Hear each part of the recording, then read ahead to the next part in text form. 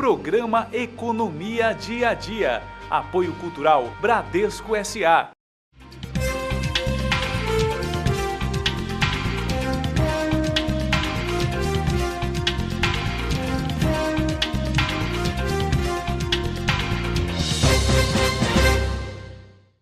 Prezadíssimo telespectador, é uma alegria recebê-los em nosso estúdio por meio deste sinal televisivo. E o nosso programa também está na internet, no site do Sindicato dos Economistas de São Paulo, onde você pode ver e rever diversas entrevistas. Nesta edição, temos a honra de receber o economista Maurício de Oliveira. Tudo bem, Maurício? Tudo bom, Fábio. Prazer, tudo meu estar aqui. Agradeço a indicação do professor Gilson, do nosso presidente, o Pedro Afonso. Com muito prazer que estou aqui podendo dar o meu depoimento. Perfeito, uma alegria você nos ajudar aí a desvendar a economia do dia a dia. Vamos fazer o possível para fazê-lo de maneira didática e de modo que aprecie a todos. Perfeito. E esse programa, como você bem sabe, tem o apoio cultural do Banco Bradesco S.A. e é uma iniciativa dos Sindicatos Economistas de São Paulo. O Maurício citou aqui o nosso presidente, o Pedro Afonso Gomes, e também o nosso vice-presidente que cuida da área de comunicação, que é o professor Gilson Garófalo. Ambos aí estão empenhados em fazer cada vez mais um programa com assuntos interessantes para você, nosso telespectador. Maurício, antes de mais nada, o que a gente gosta de perguntar aqui para os nossos entrevistados, como é que foi decidir pela economia? Porque muitos jovens nos assistem e eles muitas vezes nos pedem, puxa, a gente quer saber como é que os profissionais entraram na área, por que entraram, porque isso nos ajuda a decidir até que área da economia a gente vai depois atuar. Como é que foi a sua experiência com a economia? Olha, Fábio, a minha experiência, vamos dizer assim, foi até de uma maneira bastante lúdica. Inicialmente eu pensava em ser médico, né? Mas como eu era de família de classe média baixa, meu pai, nós éramos irmãos em sequência, eu mais velho, depois outro lá, seria um pouco difícil de fazer o sonho de me tornar médico. Então comecei a pesquisar, meu pai era contabilista, contador, né? Tinha um pouquinho de apreciação pela carreira, mas o que realmente foi o mote que me impulsionou, me direcionou para eu estudar economia foi quando eu ganhei da minha avó, que morava conosco, né? Um almanaque que recentemente foi reeditado da Abril, que é o almanaque do Tio Patinhas, né? E no almanaque do Tio Patinhas não só abordava a figura dele, mas ele descrevia perfis de banqueiros, perfis das atividades econômicas. Na época eu sou já um pouco...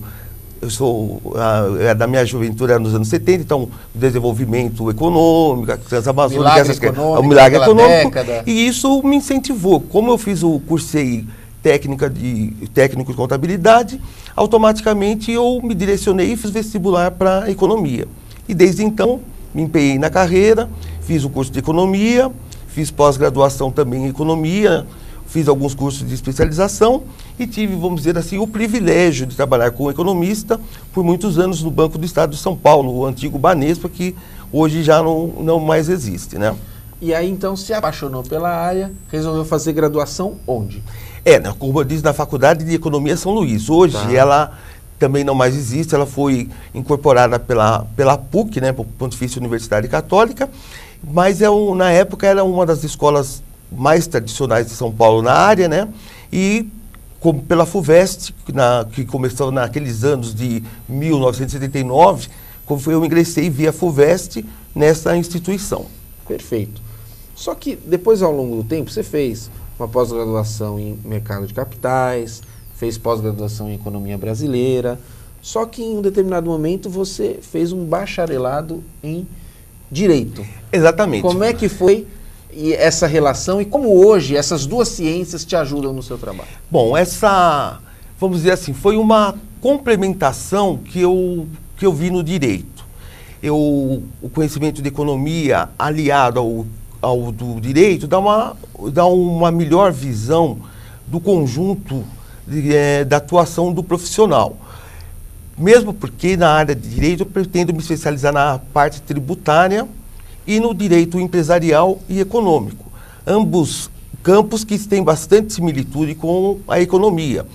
uma área que o meu conhecimento é relativamente vasto, vamos dizer assim, com um pouco de falta de modéstia, né? Perfeito, importante. Bom, avançando aqui nos temas, e fazendo o registro aqui, que você fez o bacharelado em Direito na gloriosa Faculdade Zumbi dos Palmares. Exatamente, era a Universidade Zumbi dos Palmares, que é vamos dizer assim, uma universidade de inclusão, né? Que é dirigido não especificamente ao público negro em si, mas a pessoas de baixa renda também, né? Independente da sua ascendência ou não negra, né? É uma universidade muito conceituada.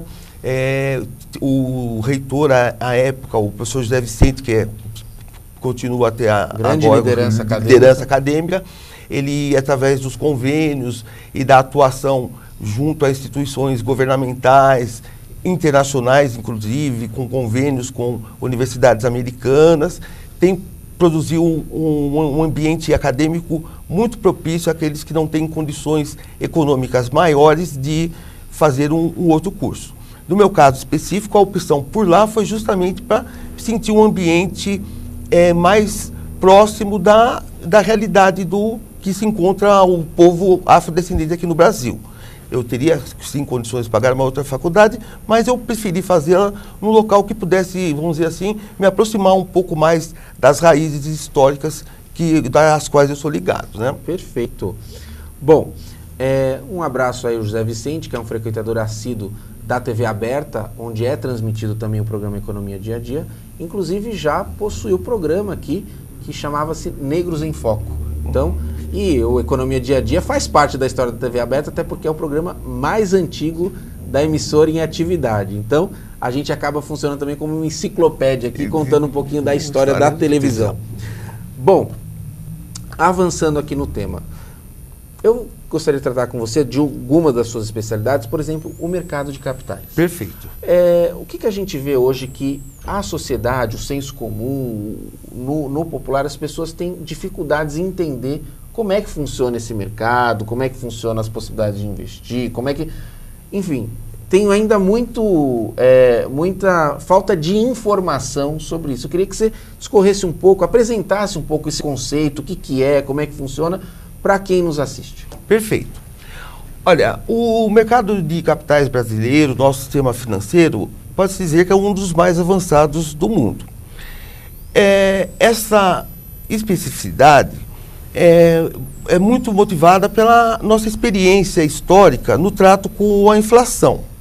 Ao longo dos anos 80, 90, a época que nós tivemos aquela superinflação, não fosse o dinamismo do nosso mercado de capitais, nosso sistema financeiro, o sistema teria literalmente quebrado. E nós, mesmo na época dessa superinflação, que eu não acredito que tenha sido uma hiperinflação, porque não houve assim males muito maiores do que foram causados, o sistema funcionou perfeitamente, servindo inclusive de modelo para outros mercados, quer seja nos Estados Unidos e na Europa. Ele é bem estruturado, ele é sólido. Na época, você talvez não recorde, houve o PROE, que era o Programa de Saneamento dos Bancos, o sistema ficou enxuto e as instituições cada vez mais solidificadas. Os players do mercado. Exatamente. Tá. Nós tivemos, assim, vamos dizer, um modelo de concentração. Hoje nós temos menos bancos que na época que eu era pequeno, que era uma diversidade imensa de bancos que, se eu falar o nome de alguns, você provavelmente nem vai lembrar. Como é professor, é a cultura americana, né? Exatamente. Tem mais bancos menores, né? Exatamente, mais bancos menores, os chamados bancos de varejo. Nesse sentido, nós temos, por ter várias instituições, nós temos assim, uma certa segurança, já que há o seguro, o Fundo Garantidor de Crédito, que dá cobertura a essas instituições, que na maior parte das vezes são grandes bancos chamados bancos de atacado, né? Os quais são balcões de oferecimento de várias modalidades assim, de investimento, desde a tradicional caderneta de poupança até os mais sofisticados aplicações que seriam derivativos, aplicações em ações, de modo geral. A grande faculdade do nosso sistema financeiro, da estruturação, é que ele dá guarida tanto ao pequeno investidor quanto ao grande investidor. Hoje ele está praticamente aberto e essa estrutura hoje é favorecida pela ampliação dos meios telemáticos, a digitalização das coisas. O investidor tem opções que variam desde a poupança, que é um mecanismo simples e fácil, às vezes não tão competitivo em face das oscilações conjunturais, até títulos mais aplicados do Tesouro, por exemplo, Tesouro Direto, que são aplicações de títulos públicos federais, online, né? E 100% online ele administra. Ou seja, a pessoa hoje possui canais de comunicação ou de difusão de conhecimento que propiciam que ela mesma possa gerir as suas aplicações, independentemente de sentar à mesa junto com o gerente de banco, que normalmente direciona a pessoa para investimentos que estão no seu rol de mercadorias, entre aspas, para oferecimento e cumprimento de metas, né? Perfeito. Uma questão que não é tão evidente, eu queria que você me reforçasse ou não, é que as pessoas veem os bancos muitas vezes e não enxergam eles como aqueles que são indutores do desenvolvimento, né? Porque quando uma indústria, por exemplo, gera empregos, ou como uma empresa gera vários empregos, ela geralmente precisa de um capital inicial. Exatamente. Se ela já não vinha de uma família, né, de uma família já com posses, né, que tinha capital para investir, ela teve que ir num banco pedir esse empréstimo para poder devolver. Então, isso também é uma faceta que muitas vezes não fica tão evidente na sociedade. As pessoas, o banco só me cobra isso, só me cobra aquilo, mas não vê esse papel social do banco. Exatamente. O papel social do banco, vamos assim, caracterizar em dois aspectos. Nós temos os bancos privados e temos os bancos públicos. Perfeito. Os bancos privados, é claro, eles são ofertadores de uma mercadoria chamada dinheiro. Eles trabalham com isso. As pessoas deixam o dinheiro em depósitos à vista, que são depois convertidos em empréstimos, aplicações dos próprios bancos, que retornam à sociedade na forma de empréstimos, financiamentos, crédito ao consumidor e outras atividades do dia a dia, que as pessoas vão procurar, empréstimo pessoal, por exemplo. E os bancos públicos, que já têm uma função mais ditamente social, porque eles são geridos pelo governo e não têm o spread, que seria o diferencial entre o custo de captação do recurso e o custo do dinheiro, e são menores. Então, por isso que há mais facilidade quando a gente pensa num banco público, tipo Banco do Brasil, Caixa Econômica, porque eles têm esse anteparo governamental que lhe facilitam as operações. Do outro lado, os bancos privados, como negócios em si mesmo, eles têm custos, muitas vezes um pouco mais elevados, decorrente da própria situação conjuntural do governo. Veja bem, quando há um aumento da taxa de juros e há um aumento da tributação, como qualquer outro negociante, eles repassam isso na sua mercadoria, que é o dinheiro. Então, o custo do dinheiro se eleva também. Contrariamente, na medida em que essa tributação, ou mesmo a taxa de juros cai, eles forçosamente são obrigados a acompanhar o movimento declinante, porque é uma situação de equilíbrio e de encaixamento no mercado.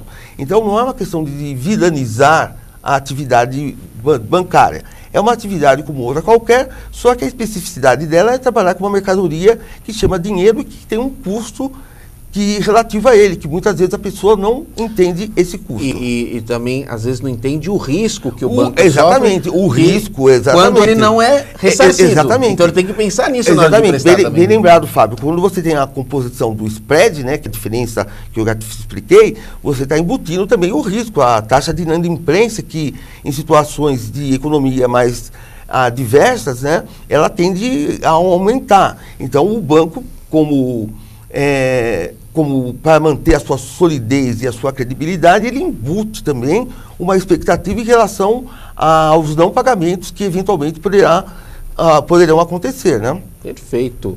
Bom, avançando aqui nos nossos temas, tem também a questão de uma pós-graduação sua na área de economia brasileira. Conta um pouquinho dessa experiência, conta um pouquinho qual que é a sua visão em relação, porque acho que a economia brasileira é um case mundial, né? Troca de moedas, período que a gente teve trocas de moedas, a questão da inflação alta. Conta um pouquinho dessa sua experiência em olhar mais para o nosso caso típico brasileiro. Perfeito, Fábio. O que me motivou a fazer a pós-graduação em Economia Brasileira é que, à época, eu trabalhava como economista do Banespa, né? Trabalhava no departamento macroeconômico e nós fazíamos análises para subsidiar a diretoria, no direcionamento do crédito, né? Então, achei interessante acoplar ao meu conhecimento uma visão um pouco mais aprofundada sobre a economia brasileira. Então, na Universidade Mackenzie, fiz o curso de pós-graduação em Economia, também com ênfase em didática do ensino superior, com vistas a, eventualmente, se eu pensava em ministrar aulas, o que não foi possível ainda. A nossa economia é uma economia sui generis. Ela teve um desenvolvimento muito grande a partir dos anos 30 no governo Vargas, industrialização, do processo de industrialização. Daí pode-se dizer que o germe do crescimento começou nesse período, né? Houve algumas contradições, vamos dizer assim, em termos de condução das coisas, porque nós tivemos um período de autoritarismo, né? Tá. Mas nós chegamos aos anos 70, principalmente pós-revolução, com uma grande pujança no cenário econômico mundial. Nós tivemos taxas enormes de crescimento, né? Na chamada Era do Milagre, isso ao longo do regime, vamos dizer assim, de exceção que nós tivemos no país. Foi a década de 70. A década de 70, mas propiciou, vamos dizer, via participação principalmente do Estado, um crescimento da economia que se sustentou por um bom período. Já nos anos 80, no final dos anos 70, em função das duas crises internacionais do petróleo, em 79 e posteriormente, não só a economia brasileira, mas, vamos dizer, as economias emergentes, né, as emergentes que estavam em crescimento, elas sofreram abalos sistemáticos, sistêmicos. Nesse condão, nós vivemos, principalmente na década de 80 até parte dos anos 90, aquele período da hiperinflação, que eu prefiro chamar de superinflação. Eu digo superinflação porque num quadro hiperinflacionário as coisas tendem a não funcionar. Nós, pela cultura que eu falei anteriormente do nosso próprio mercado de capital, nós conseguimos funcionar normalmente. Houveram as sistemáticas trocas de moeda, houveram mecanismos como a utilização da unidade real de preços, que era a URP, tivemos depois o real, a unidade real de valor. Então, foram criados mecanismos que fizeram que fosse possível a convivência com taxas enormes. Daí eu acredito, vamos dizer, a habilidade da condução dos economistas aqui do Brasil e a solidez do nosso mercado que funcionou, apesar dessa tipicidade enorme gerada por um quadro inflacionário gravíssimo. Quer dizer, a solidez podia ter quebrado, por exemplo, as instituições financeiras, aí acabou, você não tem mais... Exatamente. O seu dinheiro lá já se perdeu, você não tem mais empréstimo, você não tem mais nada. Ou seja, estaria pior a situação. Pior a situação. Nós conseguimos conviver, as operações bancárias, o sistema produtivo da economia, ele conseguiu viver na esteia, vamos dizer, da indexação, né? Mas que foi rompida somente a partir de 94, com o Plano Real, que houve, vamos dizer assim, um maior grau de desindexação da economia, onde, quando nós passamos a desatrelarmos a inflação passada. No sistema antigo, eu digo, antes do real, havia a chamada realimentação do processo inflacionário pela inércia inflacionária, porque você atrelava tudo à inflação passada. Praticamente você recrudescia, realimentava o processo inflacionário por conta de você gerar uma expectativa da inflação futura em face do passado. Com o real, houve um rompimento disso. E a economia hoje é muito mais livre e desindexada e vamos dizer que apesar desse pequeno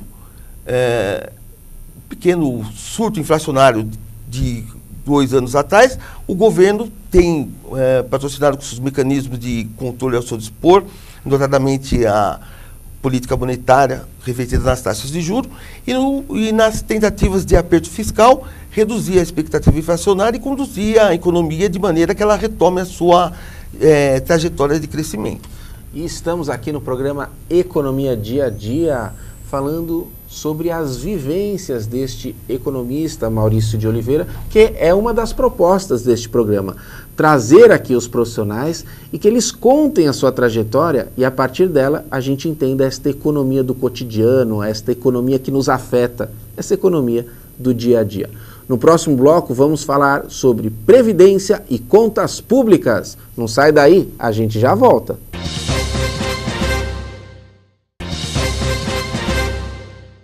Estamos de volta no programa Economia Dia a Dia, recebendo o economista Maurício de Oliveira.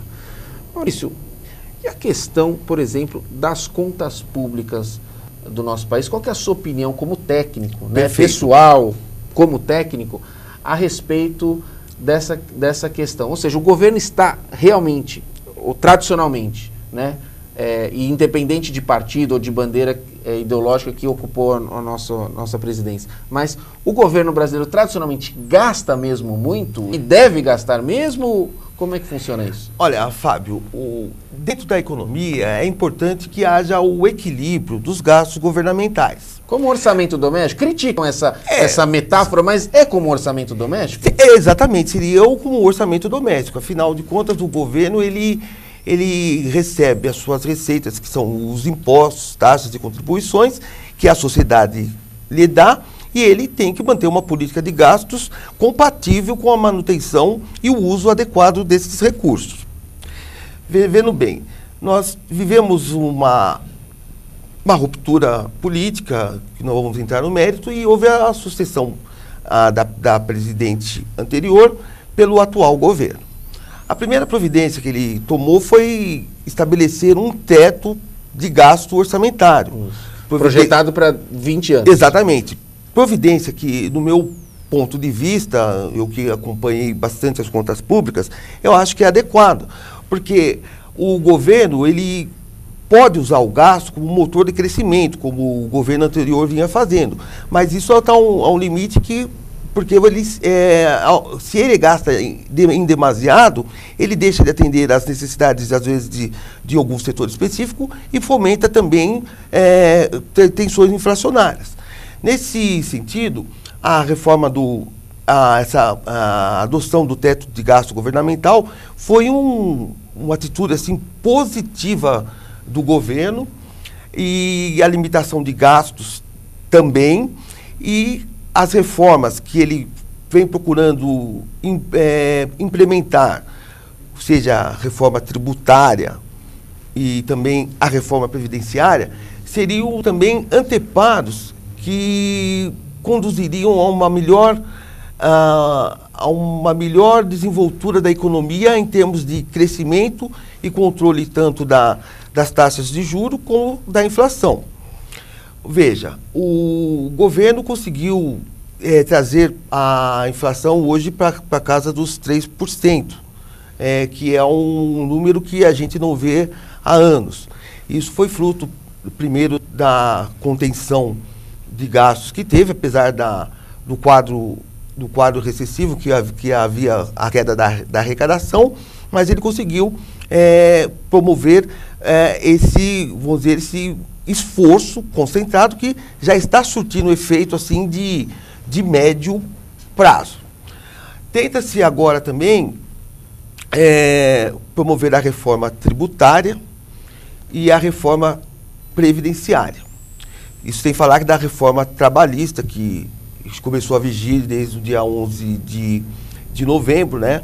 Uma reforma que, no meu ponto de vista, apesar de críticas das lideranças sindicais e de algumas entidades de classe, foi uma reforma oportuna, porque ampliou o leque de oportunidades de emprego, na medida em que facilitou a negociação entre trabalhadores e empregados, desregulamentando, ou melhor, desjudicializando as questões trabalhistas, deixando respaldadas as garantias mínimas fundamentais, salário mínimo, férias, fundo de garantia, que são previstas em Constituição para o trabalhador, e promovendo uma livre negociação maior entre os patrões e empregados, o que eu vejo como positivo. A reforma tributária também está em andamento, dificultada por questões de natureza política, de acerto de maioria, de condição de votos, por todo esse tumulto que nós vivenciamos ao longo dos últimos meses. Mas é importante uma simplificação do modelo tributário atual, no qual se tributa, às vezes, mais as classes menos favorecidas, na medida que os impostos indiretos eles atingem indistintamente as pessoas, e há também uma multiplicidade de impostos que poderia ser reduzida ou acoplada e ajustada de maneira a tornar mais simples o mecanismo tributário, com uma consequente redução da carga tributária e apesar desse decréscimo, promover um aumento da arrecadação, visto que quanto menor a incidência de uma tributação maior, cairia automaticamente a sonegação, e a simplificação também proveria que pudesse ser controlado melhor todos os mecanismos de arrecadação. Perfeito. Muito obrigado você também, Fábio, pela atenção. Obrigado, viu? E esta é aí a proposta do programa Economia Dia a Dia, ser uma tribuna livre do pensamento econômico, trazendo profissionais que falam das suas vivências, pontos de vistas, e aí a gente monta um mosaico ideológico onde você vai poder, telespectador, avaliar quais aí as suas tendências, quais as suas conclusões. E você pode acessar esse mosaico agora, de onde estiver, através do site do Sindicato dos Economistas de São Paulo, pois lá nós temos arquivada toda a nossa videoteca do programa Economia Dia a Dia. Lá você também, profissional da economia, vai poder ver quais os cursos que este sindicato oferece para você servir a sociedade mais e melhor por meio da profissão que abraçou. Um forte abraço e até breve!